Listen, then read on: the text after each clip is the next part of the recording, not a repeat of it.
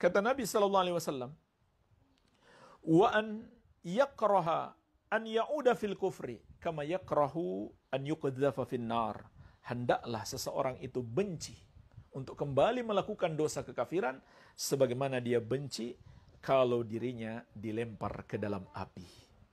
Makna hadis ini adalah setiap muslim wajib membenci perbuatan dosa terbesar, yaitu dosa kafir kepada Allah, atau menduakan Allah, atau menuhankan selain Allah, atau mengikuti selain agama Allah Subhanahu wa taala, al-Islam. Itulah dosa terbesar yang harus lebih kita benci, yang harus lebih kita murkai. Dan hadis ini juga bermakna semua dosa harus kita benci. Tapi kebencian kita kepada dosa itu harus bertingkat sesuai dengan tingkatan dosa itu. Maka dosa terbesar kita harus lebih membencinya daripada yang lain. Saking bencinya kita, sampai-sampai disebutkan dalam riwayat yang lain, andai kita disuruh memilih, dilempar ke dalam api atau melakukan dosa kekafiran, maka kita harus memilih dilempar ke dalam api. Andai nggak ada pilihan lain. Subhanallah. Kenapa jemaah sekalian? Karena dilempar ke dalam api jemaah sekalian, penderitaannya sebentar saja. Tidak ada apa-apanya dibandingkan dengan azab kubur. Itu baru azab kubur. Belum azab di hari kebangkitan, padang mahsyar. Belum azab neraka. Jadi masih lebih baik kita tersiksa sebentar, setelah itu kita mendapatkan nikmat. Nikmat kubur, nikmat di hari kebangkitan, dan nikmat surga. Ya, makanya para ulama mengatakan, walaupun kita melihat misalkan seseorang itu tubuhnya terbakar, tapi ketika ruh sudah terpisah dari jasadnya, dia nggak merasakan apa-apa lagi. Yang dia rasakan adalah kenikmatan.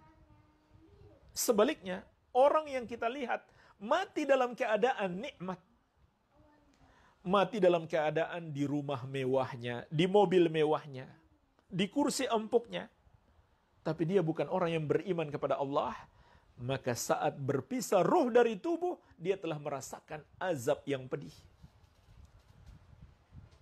Sebagaimana dalam hadis tentang perjalanan ruh yang panjang, hadis Al-Bara' bin Azib radhiyallahu anhu.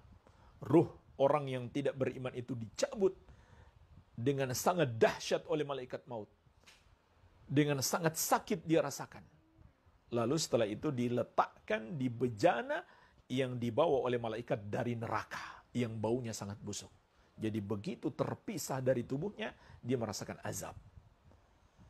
Maka jemaah sekalian, hadis ini betul-betul ingin menggambarkan kepada kita bagaimana kita harus membenci perbuatan dosa itu. Dan ini benci yang berpahala. Sebaliknya kalau kita cinta di sini, malah kita berdosa.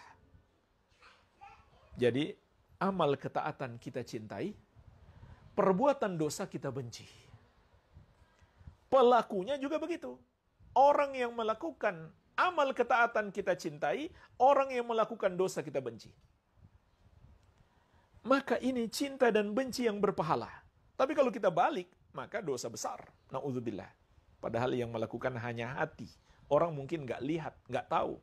Kita sedang melakukan dosa terbesar. Na'udzubillah. Yang seharusnya kita cinta, kita benci. Yang seharusnya kita benci, kita cintai. Ini dosa jamaah sekalian. Jadi hati-hati. Hati itu punya amalan. Punya amal ketaatan, juga bisa terjerumus dosa. Hati-hati menjaga hati. Maka kita harus tahu apa yang seharusnya kita cintai, apa yang seharusnya kita benci. Maka ketahuilah hadis ini mengajarkan kepada kita salah satu dosa yang harus kita benci, bahkan yang harus paling kita benci, yaitu dosa perbuatan dosa kekafiran dan kesyirikan kepada Allah. Pertanyaannya jamaah sekalian, sudahkah kita mengetahui Apa saja dosa kekafiran dan kesyirikan itu? Ini harus dipelajari karena jumlahnya banyak. Jumlahnya sangat banyak. Ya, sebagai contoh jemaah sekalian, saya menulis buku, saya kumpulkan saja dari buku-buku para ulama 25 dosa syirik. Padahal itu baru sebagian saja. Masih banyak yang lain yang belum sempat saya tuliskan. Belum lagi kekafiran. Itu baru syiriknya. Kekafiran lebih luas daripada kesyirikan. Setiap kesyirikan adalah kekafiran. Tapi tidak setiap kekafiran itu syirik. Syirik itu orang yang menduakan Allah, menyamakan Allah dengan makhluk. Kalau kufur, bisa lebih luas daripada itu. Contohnya orang yang menghina Allah, atau menghina syariat, atau menghina Nabi Muhammad SAW. Itu kekufuran. Kalau pelakunya tadinya Muslim, Islamnya menjadi batal. Atau dia mengatakan syariat Nabi Muhammad SAW sudah nggak cocok dengan zaman ini. Atau nggak berlaku lagi, nggak boleh diberlakukan lagi. Na'udzubillah, itu kekufuran. Walaupun dia menyembah Allah, tidak menyembah kepada selain Allah.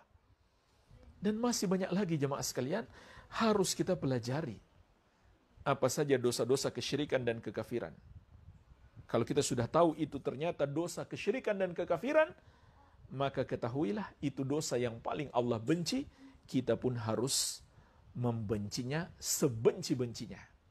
Seperti kalau kita benci kalau diri kita dilempar ke dalam api. Bahkan dalam riwayat yang lain, andai harus memilih dilempar ke dalam api atau melakukan dosa kekafiran, kita pilih masuk ke dalam api.